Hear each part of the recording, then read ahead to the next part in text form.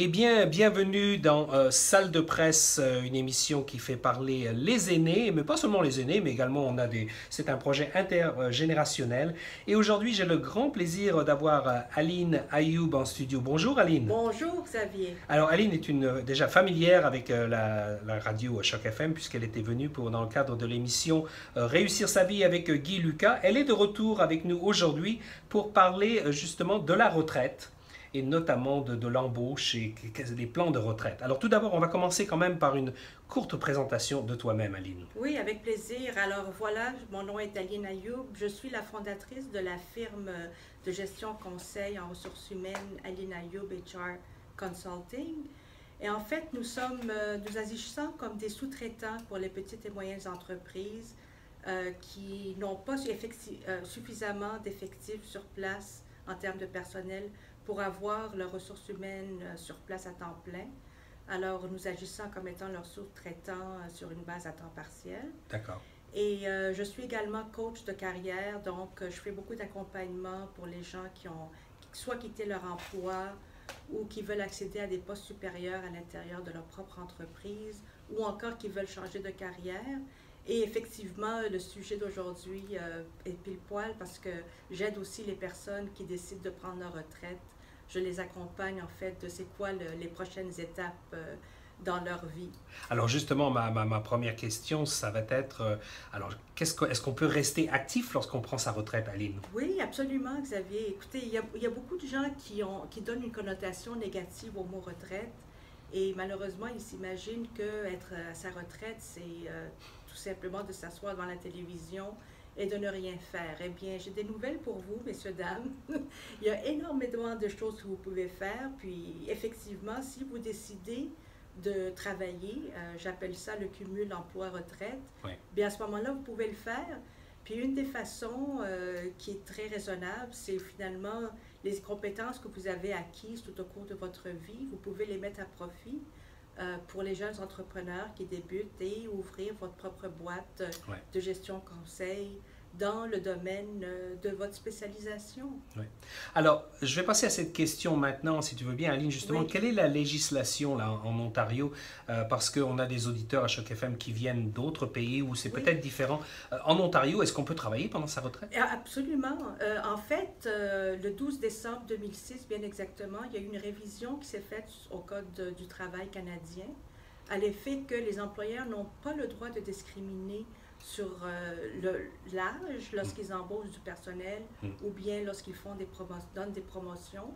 Donc, les gens âgés de 18 ans et plus ont le droit de travailler et même lorsque vous atteignez l'âge de 65 ans, vous pouvez continuer à le faire.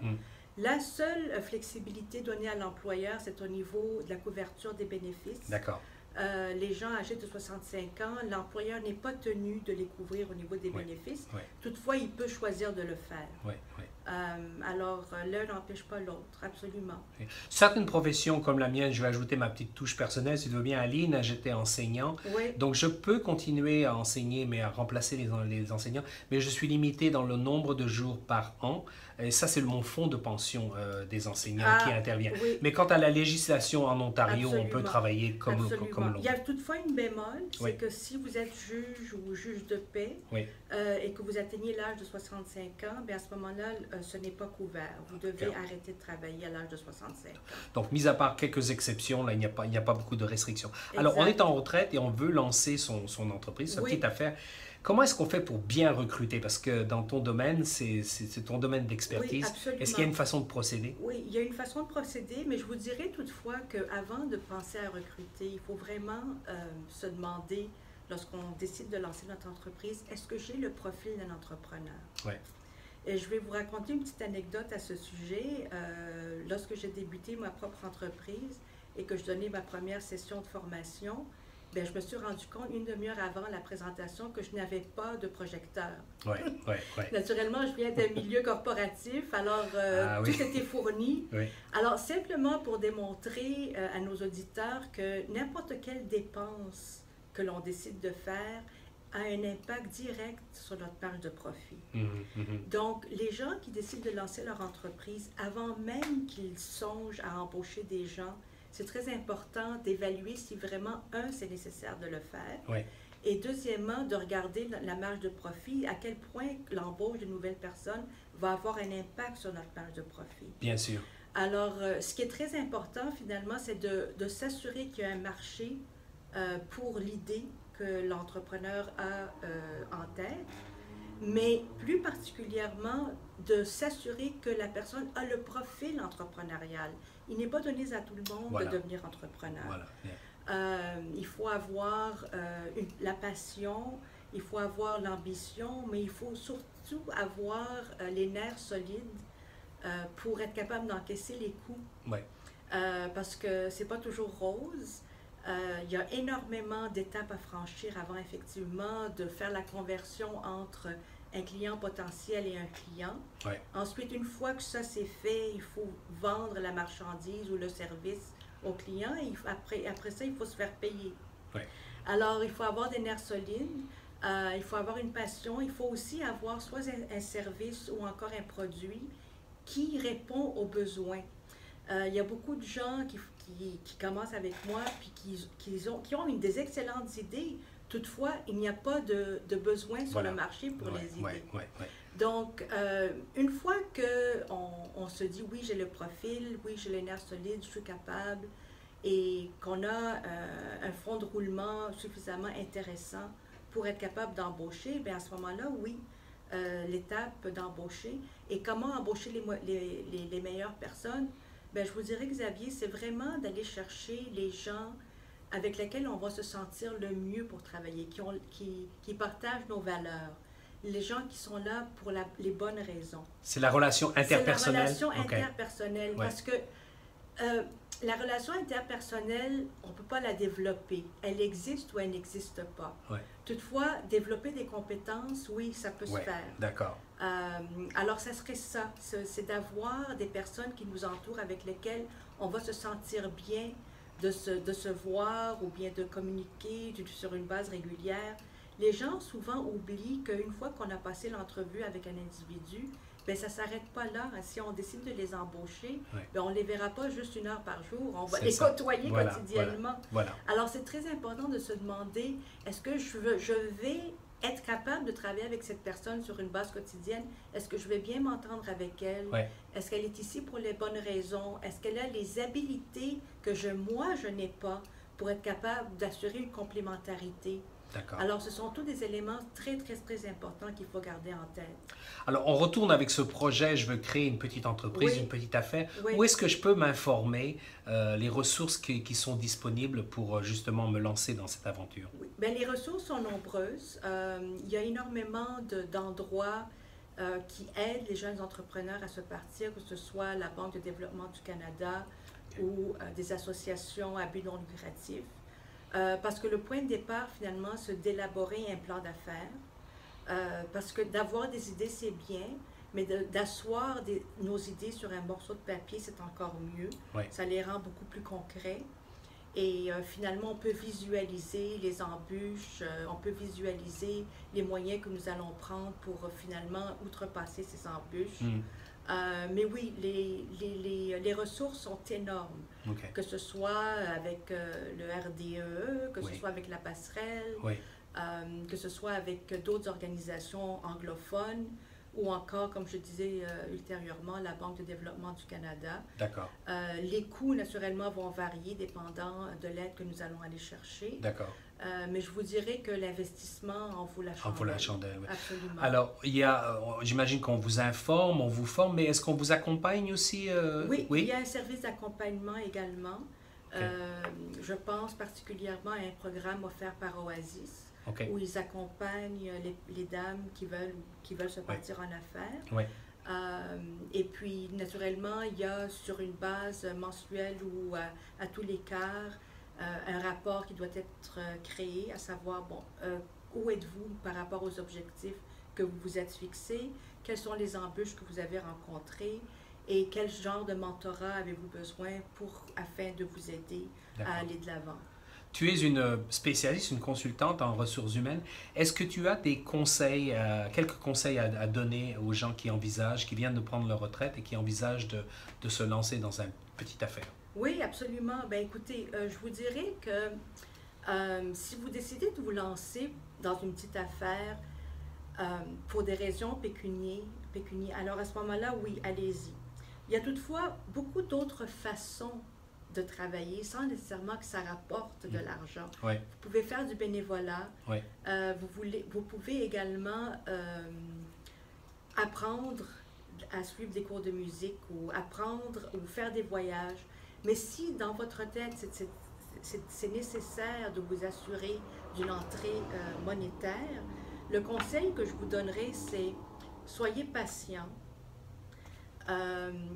et allez à la rencontre d'un service ou d'un produit qui n'existe pas présentement sur le marché, ou bien s'il existe, quelle est la façon, quelle est la touche personnelle que vous allez y accorder? Ça va être quoi l'image de marque de votre entreprise? Comment allez-vous vous distinguer de la compétition?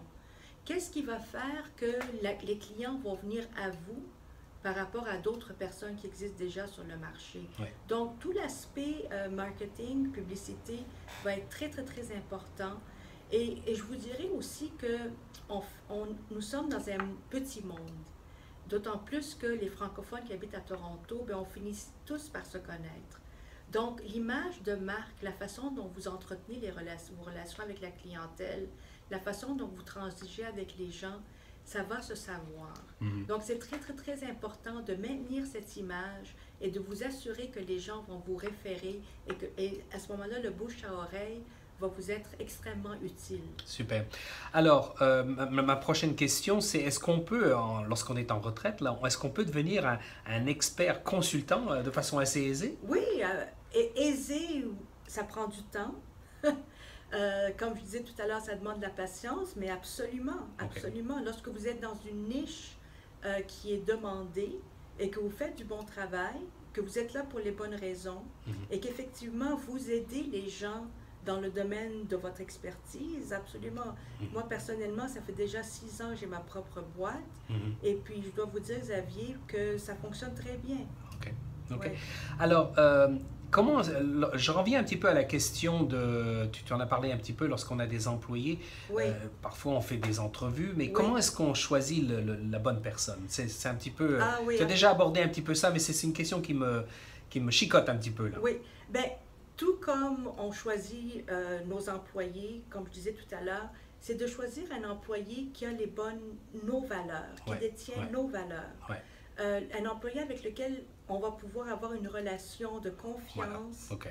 C'est très, très, très important. Un employé qui va nous aider dans notre entreprise et qui n'est pas là pour aller chercher des idées pour partir la sienne par la suite. Très bien. OK? Très bien. Parce que ce n'est pas seulement une question de coût de garder une équipe solide. C'est une question de comment on les traite, comment on les développe, particulièrement aujourd'hui avec les milléniaux. Les milléniaux sont à une recherche constante de développement personnel. Donc, il suffit de les impliquer, de leur demander leur avis et de le demander d'une façon vraiment honnête, sans avoir déjà la réponse en tête, de façon à ce qu'ils puissent continuer à grandir avec nous à l'intérieur de l'entreprise. Une dernière question, Aline.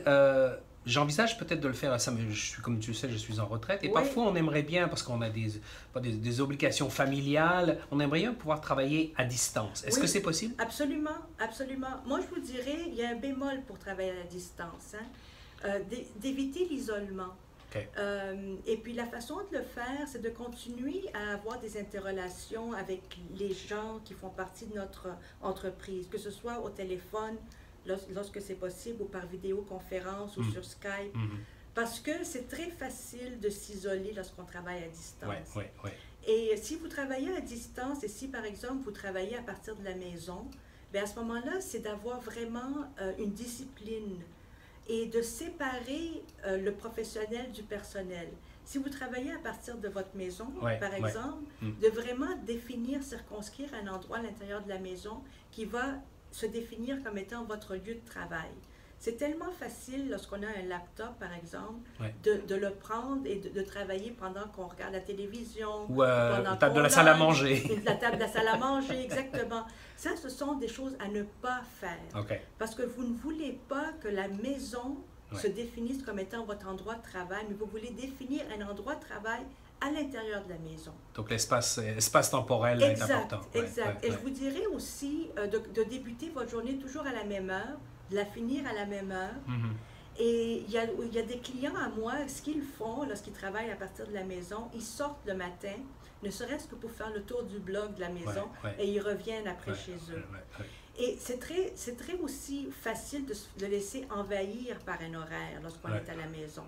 Alors ne sautez pas vos repas, prenez vos pauses et ménagez-vous de façon à ce que vous ne vous sentez pas envahi.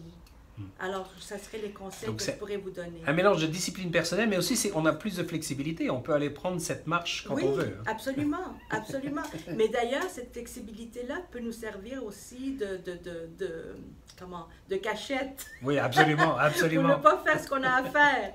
Alors, de là, la discipline personnelle qui est très importante.